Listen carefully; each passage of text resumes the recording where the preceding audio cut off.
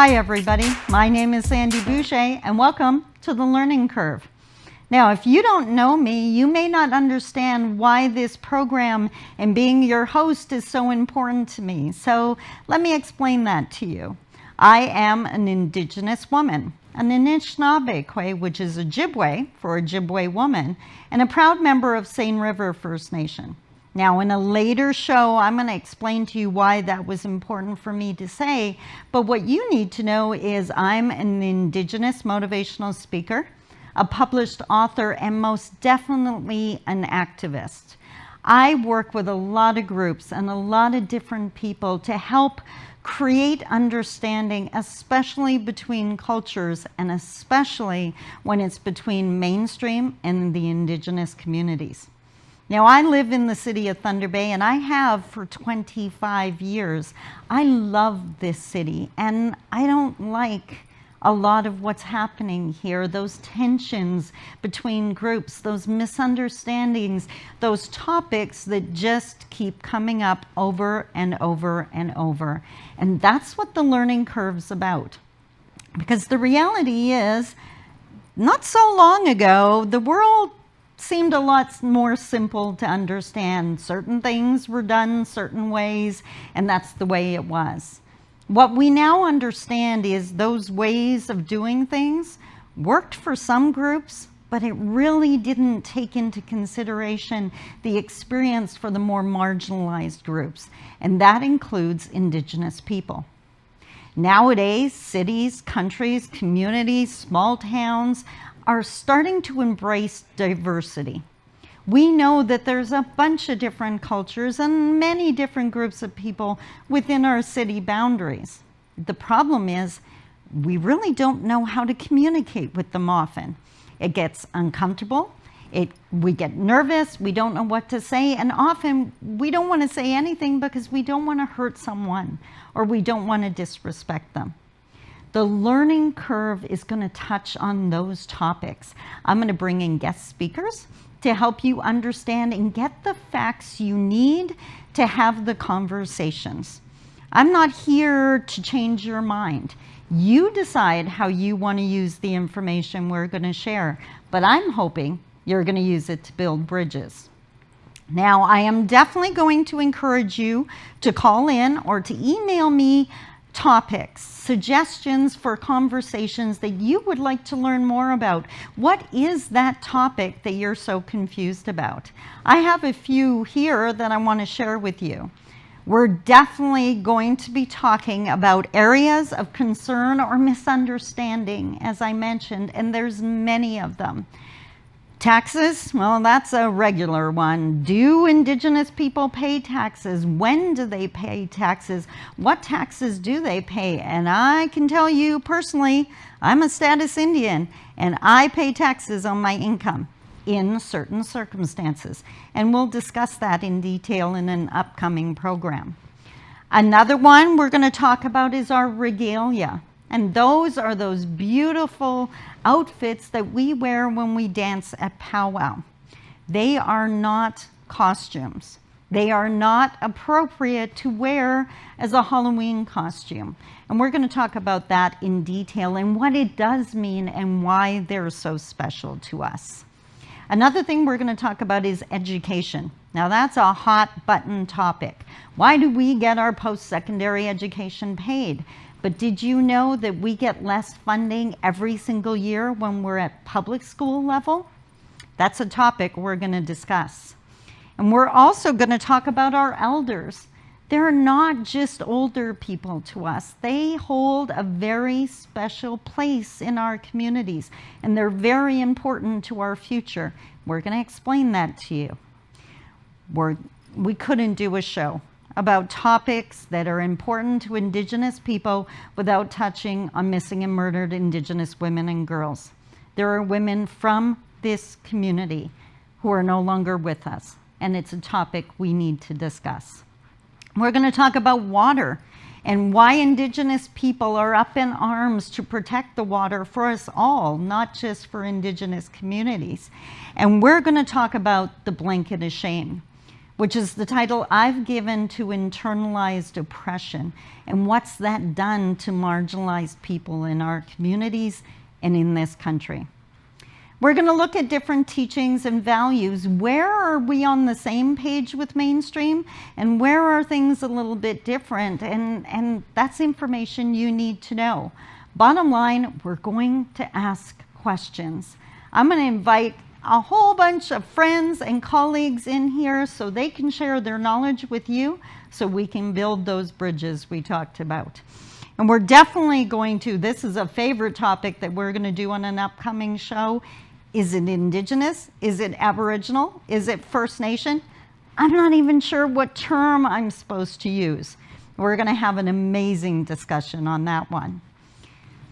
We're going to talk about, and this is a new topic that I've already talked to the guest speaker about it. There was a series of workshops done here in the city of Thunder Bay called The White Problem. He's going to be here to discuss why he created a seminar with a title like that and what was he hoping to achieve.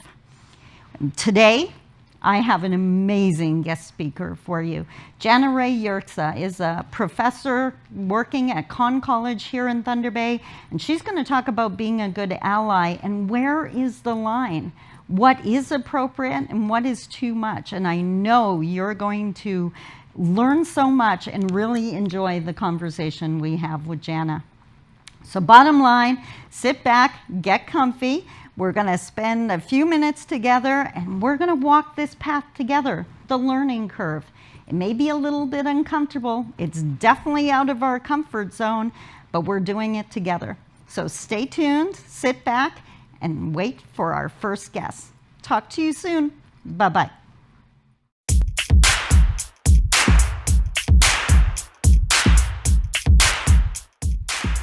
Hi everybody, and welcome back to the Learning Curve. I am really excited to introduce my first guest to you because she's amazing and you're going to find out why. Her name is Jana Rae Yerxa, and she's the professor coordinator of the Aboriginal Community Advocacy Program at Conn College here in Thunder Bay. And thank you so much for joining me today. Oh, me much for having me, Sandy. Oh, are you kidding? You were the first person I wanted on here. So as I mentioned in the beginning, today we're talking about allies. We're specifically talking about non-Indigenous people who see what's going on with Indigenous people in Canada and they don't like what they see. Maybe they've already started looking at their privilege and seeing how things are different for them. They want to help, but they don't know what to do and they're really scared of going too far. So Jana, I wanted to ask you, talking about people like that, what can they do? What can they do? That's a big question, right, yeah. Sandy? I think that when we're talking about allyship, one of the first things that we need to talk about is how allyship is not a designation. It's not an identity that somebody claims. I think that it is really something that is action-based. And because it's action-based, you need to continue to stand in solidarity for whatever struggle or cause you're supporting with marginalized groups, right? Right. So when we're talking about Indigenous people specifically and people that are non-Indigenous, people that are settlers, Canadians, immigrants that might not like what they're seeing and they're wanting to stand in solidarity, how do they go about doing that? Yeah. And like you mentioned, they might be looking at their own privilege and unpacking that. I think one of the big things is to begin to question what their own personal relationship is to settler colonialism and looking at how settler colonialism has impacted their identity and how it has impacted their views of Indigenous people. And I need to say that when it comes to looking at how we've been impacted by settler colonialism, Indigenous people need to do that work just as much. Yeah, exactly. And actually, knowing you has taught me that. And so I ask that question all the time, but I love what you just said, and I always do every time I talk to you, but that being an ally is not a title.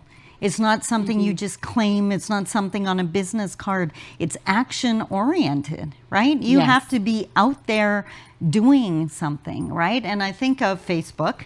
Yes. And all the people that just want to claim that I'm an ally, but they really don't do much more than that. Now, what about all those people who are afraid of crossing the line because they know Indigenous people have been hurt incredibly by mainstream policies and systems, and they don't, their worst fear is they don't want to add to that. So what would you say to them? Well, I would say that everything is contextual based. I think the context is really, really important when we're talking about, you know, how do I proceed? How do I move forward? How do I act? Yep. And so I think that it's so important for people to, I think we need to think of it as our responsibility. Nice. We all have a responsibility to disrupt settler colonialism all the time, every day.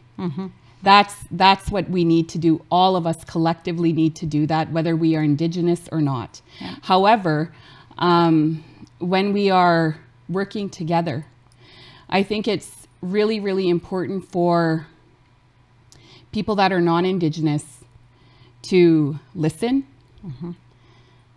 to follow in some cases, and you know, not to take up so much space. Yeah. What I really love is when people are willing to stand in solidarity without taking up space. They show up, they support the cause, and they're wanting to stand in solidarity without taking up the space. Yeah. When When Indigenous people's voices are the ones that need to be elevated in that moment. However, because it's context-based, and when we're not always there, and say that if there's racist comments being said, I think it's the responsibility of everybody to let people know that, you know what, that's not okay with me. Here's why it's not okay. Yep. Taking that moment to provide some education and to disrupt it. Exactly. Because- I couldn't agree more. Yeah. Yeah. Yeah. I've said that so many times that I need to hear your voice saying this is not okay, and not just when an Indigenous person is in the room, or not just when something horrific happens on the news. We need to hear it all the time in those conversations, We right? need to make it not normal. Exactly. Right? And when we're talking about racism, anti-Indigenous racism that is pretty prevalent here in our city, Yeah. it's so important that we connect it to the larger structure of settler colonialism and see how that racism is a tool to normalize.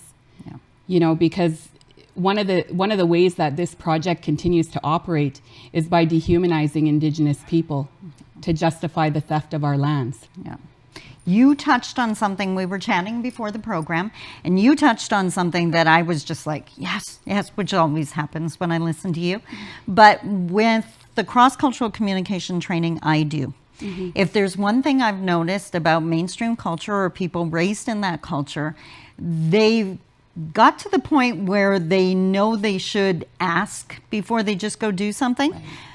But they haven't yet figured out that we have the right to say, no, I don't want to answer that question, right? They get offended. Right. For example, our regalia, right? They'll walk up to one of our dancers and say, oh, you know, what is your outfit? And we're going to assume they say outfit and not something worse. That what does your outfit mean? And for a lot of us, that's very personal. We don't want to just be sharing that with a complete stranger. And they take offense when we say no. Right. And I think taking offense is part of the way settler colonialism manifests in that interaction that you're highlighting. Because one of the things with settler colonialism is it conditions people that are non-Indigenous to have Indigenous people knowledge for consumption. And so it's tricky. I understand that it is tricky for non-Indigenous people who are wanting to come out of that and wanting to have more just relationships. And, you know, so when you say like Indigenous people have a right to say no, but then it's like, well, how do we learn? Yeah. Right? How do we learn? And so I think that one of the things that is important that is missing maybe in that type of context is a meaningful relationship. Exactly. It's so important for us to build relationships. And one of my mentors, she talks about how, we need to be having dinner together. We need to be having coffee together. We need to be inviting each other over to our houses and knowing each other's families. She talks about that a lot. And I agree with that. Like, we do need to build meaningful relationships with each other so that when people are wanting to learn, it's not extractive. It's not just about taking, but again, it's reciprocal. Yeah, it's sharing. Right? And I think that when we're talking about like allyship, and I don't know what word I would put in that in its place, but it requires vulnerability on all of our parts. How do we be vulnerable? So when we're looking at how we've been impacted by history and questioning our identities, that creates discomfort and that creates vulnerability, right? That's excellent. I have to take a break. We'll be back in 30 seconds.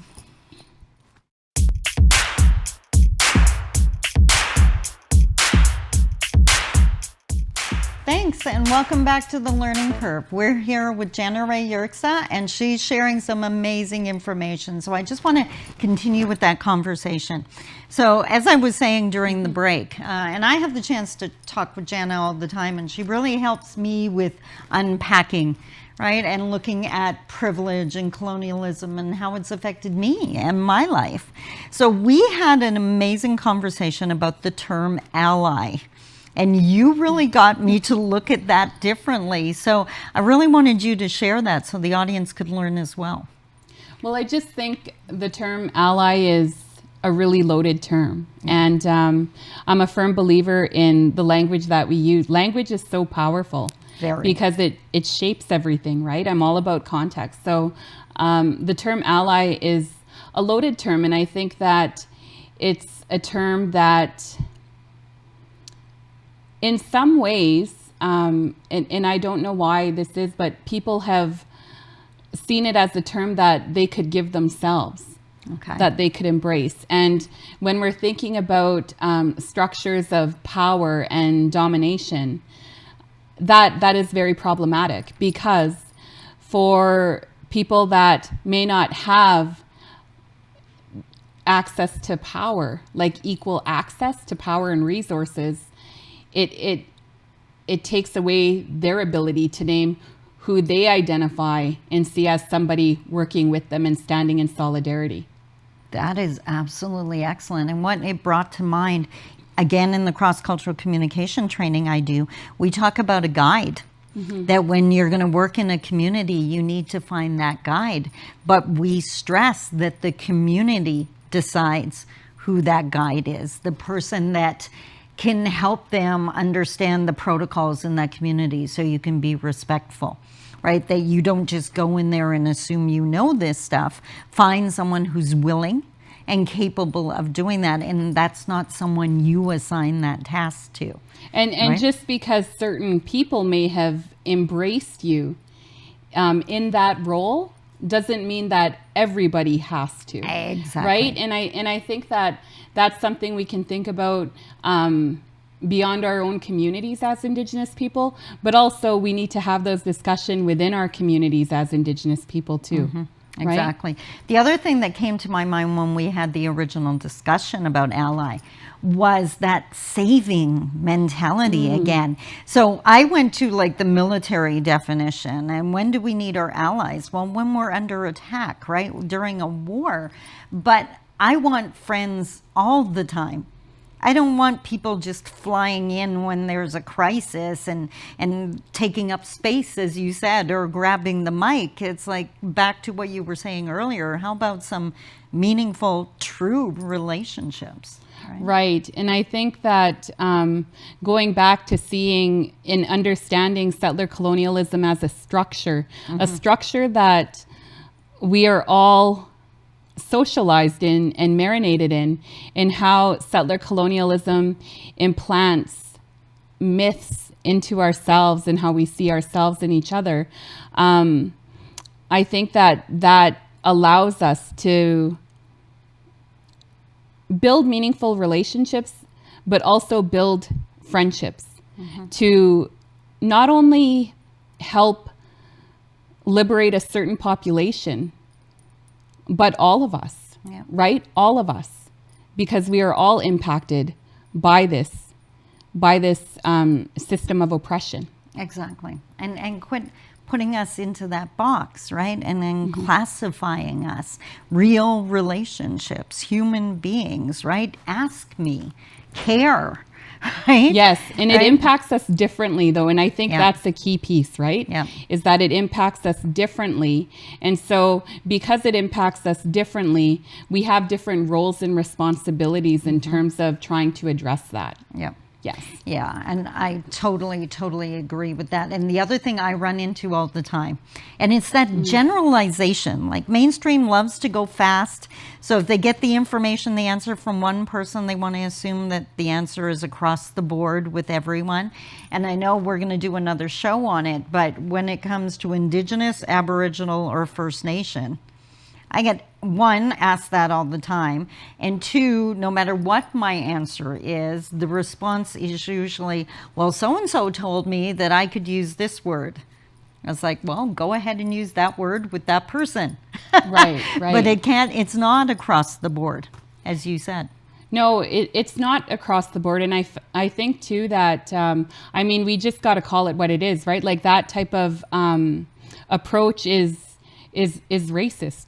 It's rooted in racism, and whether we realize that or not. And I just need to say too, for the audience, like when we're talking about racism, one of the myths out there is that bad people are racist. Okay. And that's not true. Yeah. It's not true. Nobody likes to see themselves as racist. But I think that when we are,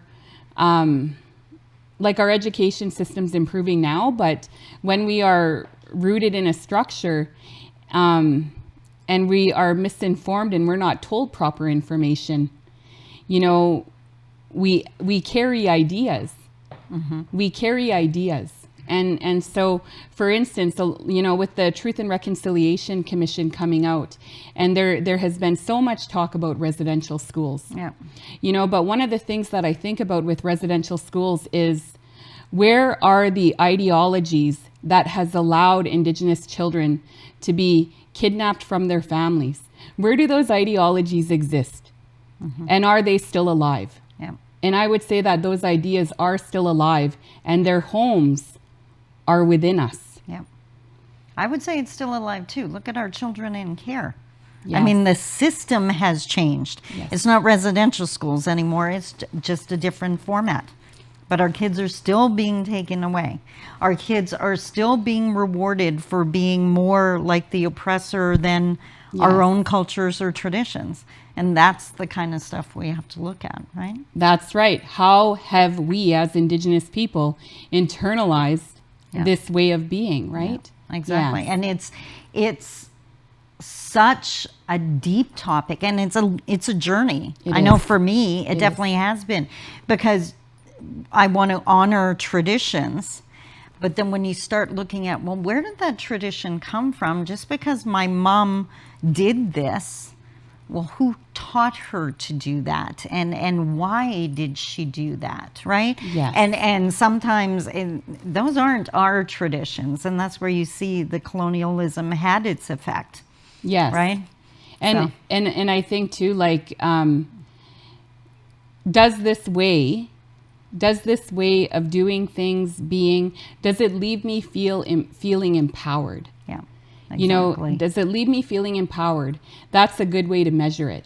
Yep. Yeah. Exactly. That's excellent.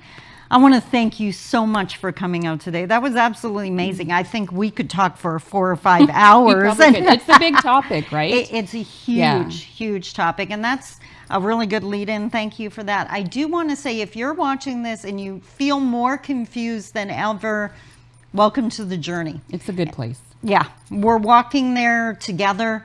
We have to keep asking these questions, disrupting the norm. We have to learn. And if we actually walk together, then we've got a chance of making a difference.